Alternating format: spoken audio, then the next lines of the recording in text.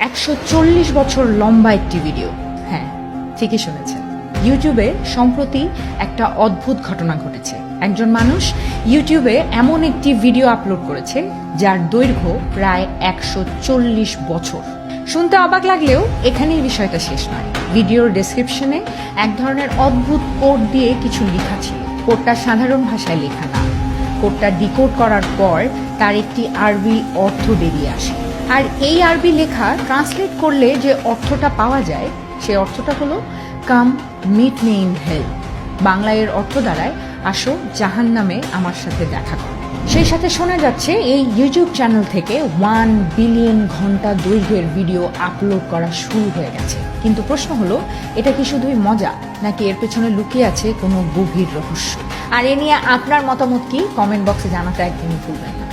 140 বছর লম্বা একটি ভিডিও।